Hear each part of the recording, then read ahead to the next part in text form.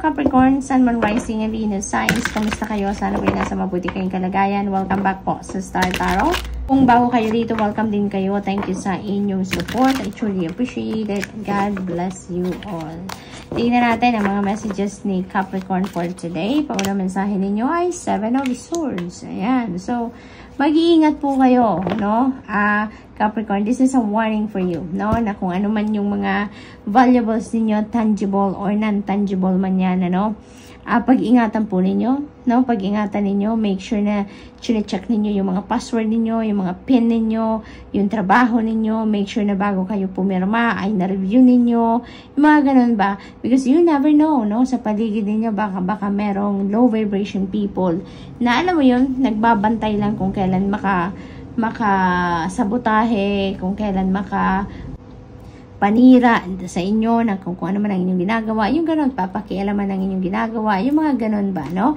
So, make sure na ano lang kayo, be vigilant kayo at lakasan ninyo ang inyong radar, no? Nang sa gayon, maramdaman ninyo kung if there is something off with a person na nasa paligid ninyo, okay?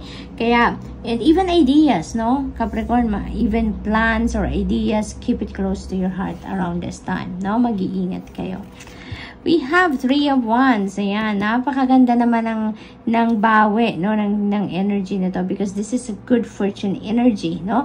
So, ang swerte din ninyo sa ngayon, Capricorn. Sa ibang parte naman ng buhay ninyo, siswertehin din kayo, no? Maaring meron ditong negosyo, maaring meron ditong business kayo na mag-expand. Maybe you're thinking about expansion of your knowledge, of your studies, no? Yung mga ganon. Or maybe, travel din, no? Maaring ang iba sa inyo, Capricorn, is going to travel far. Maaring international travel ito. Maybe you need to fly dito, no? Capricorn, maaring ganun. Or maybe this is travel over water. So, maari talaga na siguro seafarer ang iba sa inyo dito, no? Yung ganon. Kaya, you're going to travel over water. Maaari din na magkukruise siguro ang iba sa inyo. Mamamasyal kayo and over water, di ba? Yung pasyal na yan. So, maaaring ganon din ang ganap dito, Capricorn. So, this is really, really exciting, no? So, tignan natin kung anong ganap. May naririnig din akong kasalan. Maaaring ang iba sa inyo ay ikakasal or maaaring maiimbitahan kayo sa isang kasalan, no? We have strength. Ayan. So, Capricorn, this could be related to this energy. 7 of Swords, no? Na kailanganin siguro ninyo dito ang tibay ng inyong kalooban, tatag ng inyong dibdib, no? You may need to activate your inner strength and courage dito para maharap ninyo ang mga sitwasyon na to.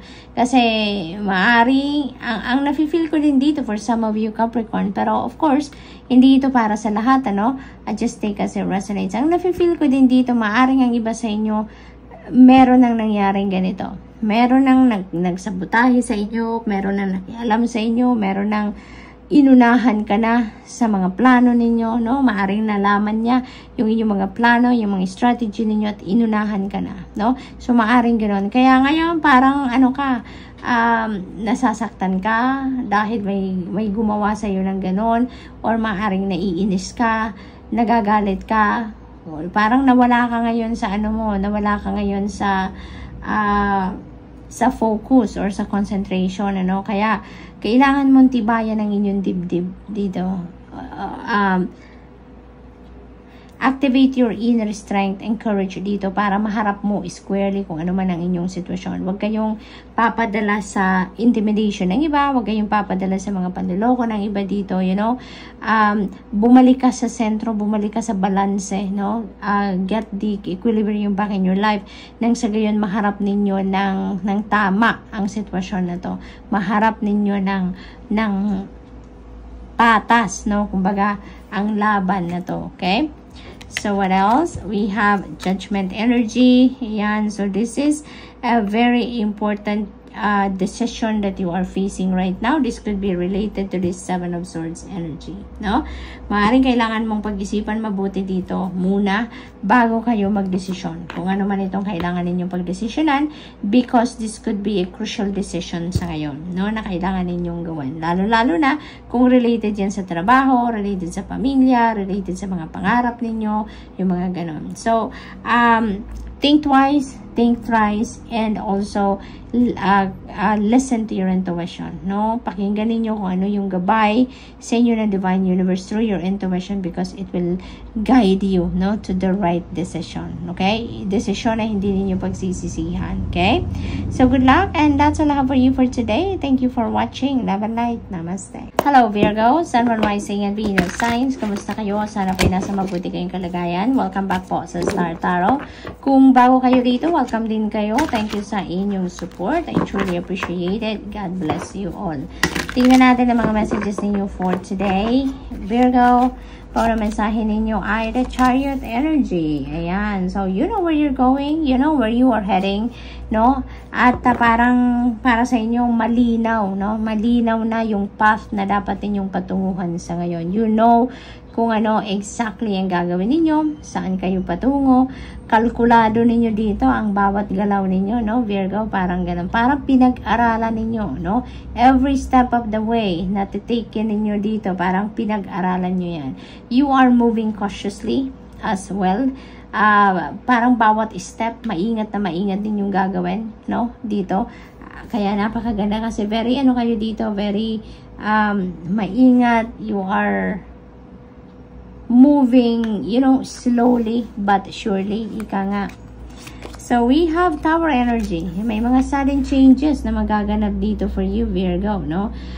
May mga bigla-biglang pagbabago dito, no?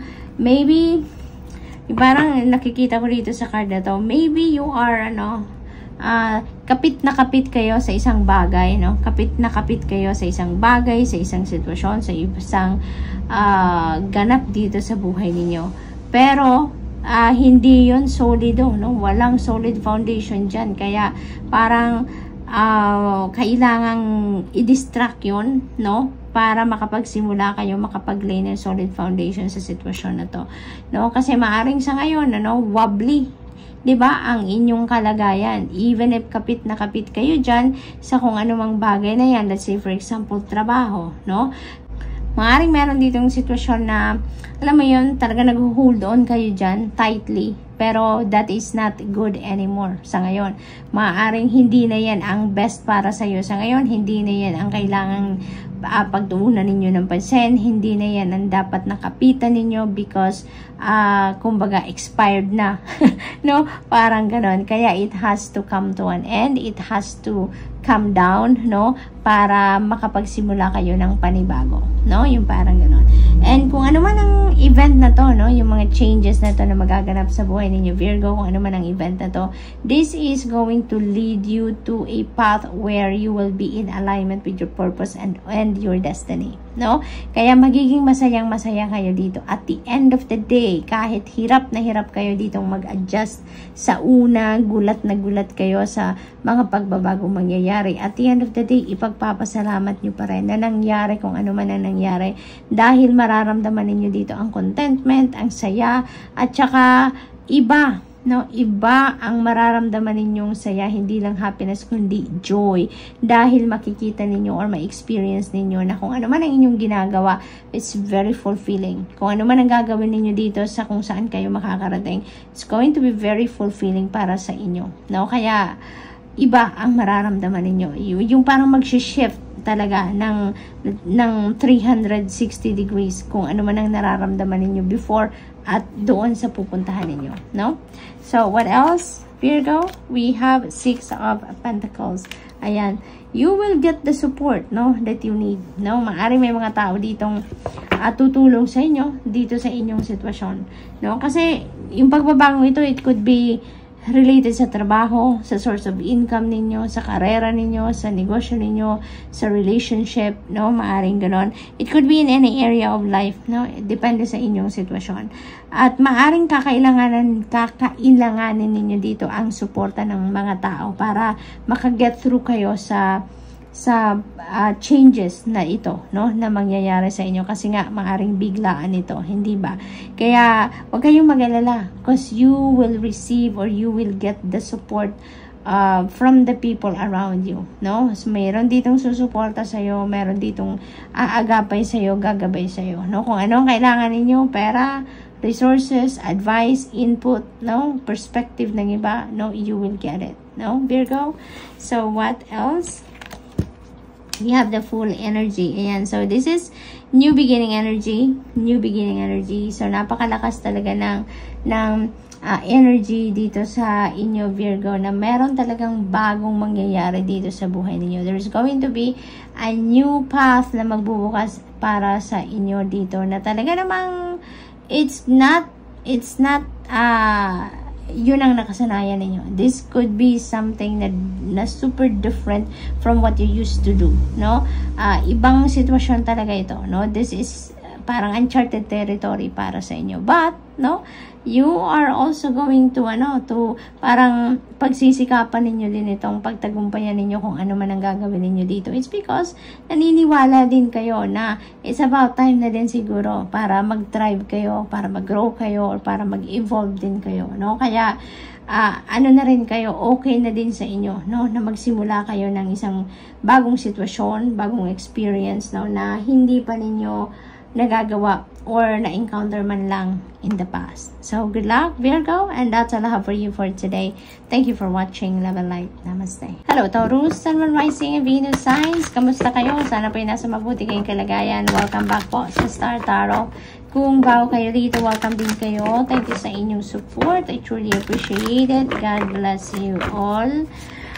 Tingnan natin, we have the Empress energy. Napakaswerte naman ninyo ngayon, Taurus, because this is a very prosperous and abundant energy, no? So, maaring may mga opportunities dito na parating sa inyo that is linked to your money, career, and finances, no? Kung ano man ang, let's say for example, source of income na ito, trabaho, or bagong karera, or business opportunity, no? Whatever it is, no, na parating sa inyo, ay maaring ito na yung maghahatid sa inyo ng financial success. Ito na yung magiging source ninyo ng pagkakaroon ng prosperity and abundance sa buhay ninyo, no? Taurus, so good luck. For others of you, maaari din naman na maaring manganganak ang iba sa inyo or buntis, no? Because the Empress energy is also a mother archetype, no? So, maaring ang iba sa inyo isang nanay na, or maaring magiging nanay pa lang, no? Maaring nagbubuntis pa lang kayo, or nagwo-workout na magbuntis. Maari din na person ninyo, yung manganganak, or buntis ngayon. So, that is also possible, no? So, congratulations. What else? We have the Chariot energy, Taurus. You are on the go. Ngayon, you are on the go. Maaring meron kayo ditong bagong goal. Maaring meron kayong endeavor dito na sisimulan, no? And you know pretty much kung ano ang gagawin ninyo. And you know pretty much how are you going to navigate, no, that situation. At saka, ano kayo dito? Yung parang sigurado na kayo, determinado kayo dito, focus kayo sa kung saan kayo patungo, ano ang inyong mga gagawin. Pero, mabagal ang usad ng galawan dito. Kasi, parang ang diskarte ninyo dito is slowly but surely, no? Pero, ano kayo, ingat na ingat kasi kayo, no? Parang sigurista kayo dito ngayon, Taurus, no? Gusto ninyo na yung bawat galaw ninyo, kalkulado ninyo dahil alam mo yun, yung matinik man kayo, mababaw lang, hindi ba? May mga life hiccups man kayo na maranasan along the way, hindi kayo masyadong maaapektuhan or hindi kayo mawiwindang. Kaya parang every step of the way dito, pinag-iisipan ninyo, talagang pinagdiskartehan ninyo ito, yung ganon. Kaya okay lang, no, na hindi kayo mag-rush. Okay lang na mabagal ang takbo ng mabagal ang usad, kumbaga, na kung ano man ang gagawin ninyo dito. As long as sigurado kayo na magiging okay ang lahat, hindi ba? Kaya napakatalino ninyo ngayon, ano? Napaka-wise ninyo sa ngayon, Taurus. Yun na napipick up ko. We have 10 of Pentacles. Napakagandang energy nito, you know, because this is also about wealth. This is also about prosperity and abundance. Si Empress energy, ganun din. Kaya most likely, maraming financial opportunity or financial blessing ang maaaring dumating sa inyo dito, no? Taurus, parang dito sa 10 of Pentacles, parang sa ngayon, masasabi na siguro ng iba sa inyo dito na you are financially stable na, no? Kasi parang nakapag-ipon na kayo dito, no? At this point in time, parang nakapag-save na kayo, nakapag-siguro na kayo ng inyong financial future, no? Yung ano na kayo, stable na kayo, no? For the long term, yung ganon, financially. Kaya, napakaganda rin ang ganap na ito sa buhay ninyo, Taurus, no? So, parang ano kayo, siguro matipid talaga kayo or talagang pinaprioritize ninyo yung pag-iipon, no, for the future, yung ganon. So, maaaring yun ang focus ninyo. This could also be discussing about inheritance for some of you, Taurus. Maaaring meron ditong pag-uusap kayo and other family members, no, regarding mana, no, maaaring yun ang pinoproseso na ninyo ngayon, inaasikaso na siguro ninyo mga papeles, yung mga ganon, ang hatian, inaalam na ninyo kung anong mapupuntas kanino, yung ganon, no? So, what else? We have Hierophant energy. Tatlo na out of 4 tarot cards, meron tayong tatlong major arcana. So, ibig sabihin ito, Taurus, na merong mga major life events, no, na maaaring mangyari sa buhay ninyo sa ngayon that has a great impact, no, sa buhay ninyo for the long term. So, the Hierophant energy, this could be education. Maaring yung focus ninyo dito ngayon is education, learnings, no? Maaring meron kayong inaaral dito, maaring family, business, no? Kasi yung Ten of Pentacles could be also money ng pamilya, pinag-uusapan, maaring negosyo, ganon. So, maybe may inaaral kayong negosyo, maaring inaaral ninyo kung paano patatakbuhin ang negosyo na to or maaaring mag-i-invest kayo, no? Dito ng kaperahan ng pamilya, maaaring nagbabala kayong i-invest yan somewhere. Kaya maaaring yun ang inaaral ninyo. Maaaring pinag-aaralan ninyo at nagre-research kayo, maaaring ganon ang ganap dito for some of you. This could also be career ninyo, maaaring you're a teacher. Talaga, Taurus, no? Maaring gano'n ang ganap. Maari din ang iba sa inyo dito mag-aasawa na, no? Maaring may marriage dito na magaganap for some of you, Taurus. Maaring yun din ang pinagpufokusan ninyo ngayon. Maaring nag-aasikaso na kayo ng pagpapakasal. Maaring magpo-propose na kayo or maaring kayo yung pagpo-proposan or maaring natanggap nyo na, no? Talagang tinanggap na din ang proposal ninyo. Maaring gano'n. Kaya preparing na kayo for wedding, no? Maaring ganun ang sitwasyon dito for some of you. So, good luck, Taurus. That's all I have for you for today. Thank you for watching. Love and light. Namaste.